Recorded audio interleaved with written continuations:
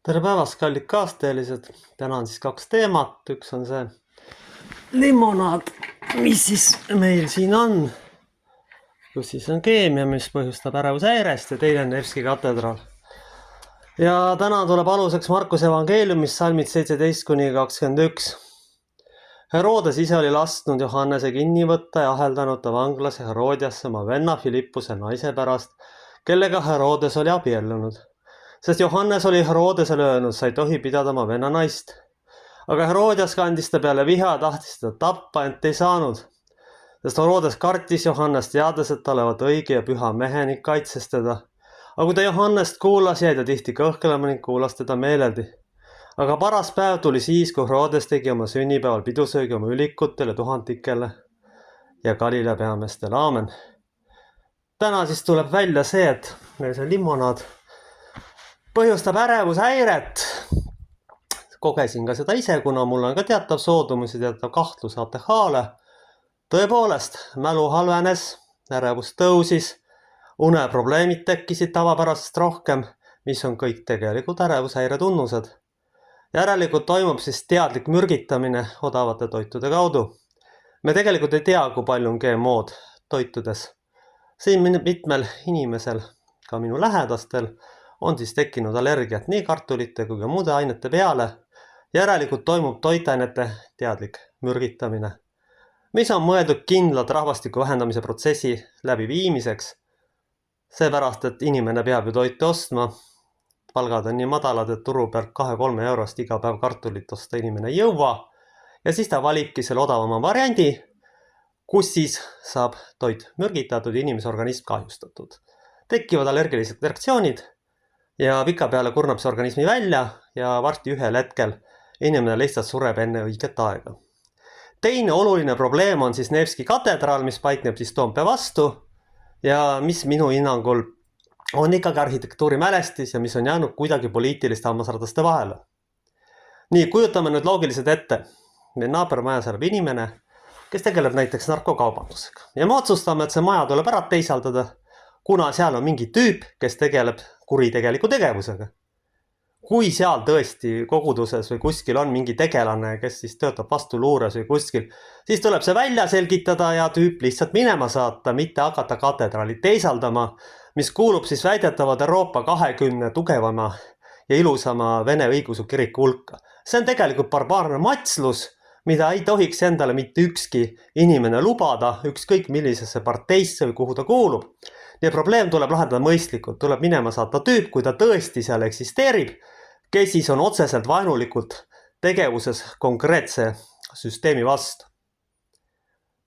Teatavas mõttes tegelikult näiteks Pariisis pidi olema siis Eiffeli külje all Vene õigeusu kirik. No halloo, ei hakka ju prantslased seda teisaldama seal, et mingi tüüp seal toimetab. Tüüp saadetakse lihtsalt minema ja talle kasutatakse tema vastu vastavaid meetmeid. Ma ei saa aru, mis siin ühiskonnas toimub, sellepärast, et sellist mõttetut ja tühja agressiivsust on igal sammul. Kogesin seda koolis töötades turvamehena, kus täiesti põhjusetu üle reageeriti. Kui ikkagi kutsutakse teise klassi lapsele politsei, antakse menetlus, et tüüp laps tõi tagasi selle ratta, siis see näitab, et ikkagi nende inimestega, kes seal juhkonnas, ei ole päriselt kõik korras. Lisaks on meil ju veel maksutõusud, lisaks on kasvaks töötus, lisaks on olematu iive, et need konservatiivid paluks tegeleda siis sellega. Ma tean, et härrasmehed on teinud mõistlikke ettepanekuid maksulangetuste ja kõige muu osas. Tänan neid selle eest. See on väga suur asi, et lastega peredelt võetaks näiteks osaliselt tulumaksukoormus maha või isegi lõpuni. See on väga mõistlik ja soliidne ettepanek, mida ma igati heaks kiidan ja mis on tegelikult vajalik ja hädavajalik selle populatsiooni päästmiseks. Üks asi, mis mind tohutult häirib, on Vene hüsteeria. Me ei tohi ära unustada, et poliitikud ja relvakaupmehed ja rahvas on täiesti eraldiseisvad suurused. Lõppkokkuvõttes mitte ei kannata see relvakaupmees või poliitik, vaid lihtne inimene kuskil siis Peterburis või Tallinnas või Tartus või mis iganes linnas, kes on juhulikud jäänud siis relvakaupmeeste tee peale ette. Samamoodi pole kirik süüdi, et mingisugune tüüp kuskil poliitilisi intriige kulub, siis tuleb tüübist lahti saada, ma rõhutan veel kord. Ja lisaks veel, kallid inimesed, ärge ostke selliseid odavad asju, lugege ikkagi, mida sinna kirjutatud on või mis sinna siis on, et te oma tervist tegelikult sellega ära ei rikuks. Sellepärast, et siis tekib siin katastroofiline seisund ka teie tervisega, teil ütleb see tervis üles ühel hetkel lihtsalt. Aga rõhutan veel kord, mida nagu üllatama, et te tahate teisaldada katedraali, mis on Euroopa üks võimsamaid ja ilusamaid, mingi kellegi kahtlustuse pärast, no kuulge inimesed, ja üks härrasmees põhjendas isegi sellega, et Kristus seal ei ole. Kuulge, kui palju Eelki kirikutes on püha vaimu, ma ei pea näiteid väga kaugelt otsima, kus seda ei ole. Vahet ei ole, mis konfessioon see on, ega inimene teeb ju liturgiat. Kui me seome selle poliitikaga lihtsalt sellepärast, et meil on mingisugune trauma, mis on seotud okupatsiooniga, me oleme ebaobjektiivsed, me käitume nagu viimased barbarid sellisel juhul. Me ei tohi seda endale lubada, meil on ühiskonnas nii palju muid probleeme, millele tähelepanu tuleb pöörata, kui me tahame üldse, et see rahvas kestma jääks. Saate aru, millest ma räägin?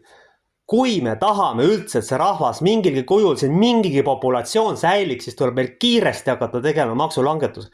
Muidu need tüübid tuleks Toompealt minema saata, iga üks oma talentide kohasel tööle, sellepärast, et me näeme, et nad riigi juhtimisega või oblasti juhtimisega hakkama ei saa.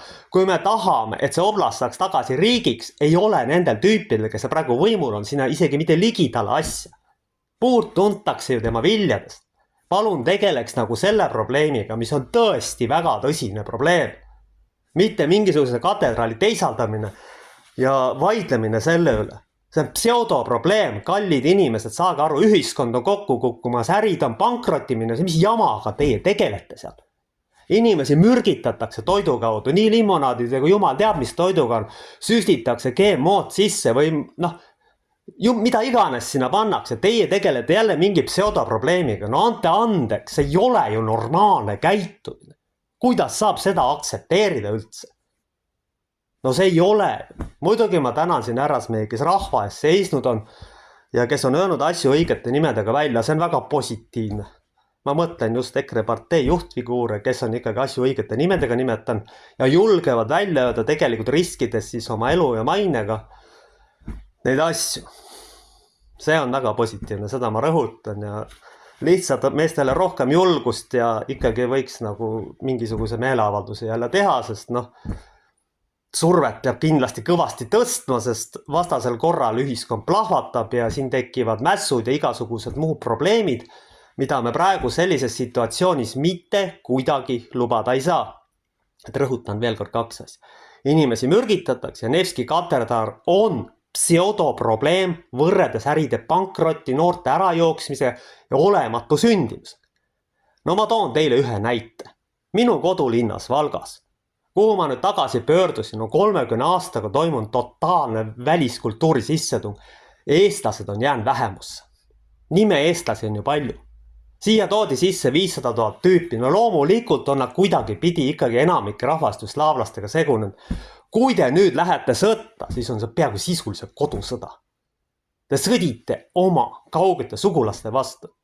Meil on vaja majandus püsti saada, mitte tampida raha kuskile sõjatööstusesse. Kurat teab, kui palju andke andeks sinna kohale üldse jõuab. Ja tegeleda pseudoprobleemidega, no mida te endale lubate, kallid kaasteelised? See on õudne lausa, mis saanud on. Ma olen tegelikult äärmiselt pettunud, et selline asi üldse võimalikuks on saanud. No issand jumal, kas ei saa siis mõistlikult asju ajada? Saate kallid kaasteelised, millega te tegelikult tegelete? Tegelete päris asjadega, lõpetage see Venemaa provotseerimine ära, kui te ükskord selle laksu sealt selga saate. Ma ei tea, kui palju inimesi sukkunud, võib-olla 10 000. Kas te seda tõesti siis tahate või? See on umbes nagu laps, näed, ma provotseerin, viskan selle asja maha, hüppan aknast all. Kuulge, halloo, inimene kukub sealt lõpude lõpuks katki. Ma näen täpselt praegu samasugust protsessi toimumas siin. Inimesed, mida te mõtlete? Mingi katedraalile süüti, mingid kuskil globalistidele kasulikud idioodid luuravad relvakaupmeeste kasuks, näiteks ütleme, kes tahavad sõda probleemida. Pöörake siis maksude tõusule tähelepanu. Võtke need globalistidele kasulikud idioodid sealt Toompealt ära. Mingi valemiga kasv. Jah, neil on korralik ringkaitse, jah, mul on hea rääkida, võib-olla ma tõesti ei tea kõiki asju. Aga keskenduge inimesed kõik sellele probleemile. Meil on küsimus juba rahva ellu jäämises, üldse mingisuguse populatsiooni püsimises siin. Ja tagage nende asjad. Ma tänan teid, et te tegeled, aga põhirõhk tuleb pöörata maksupoliitikale, majanduse päästmise, sündivusele ja toitanete mürgitamise lõpetamisele. Aamen.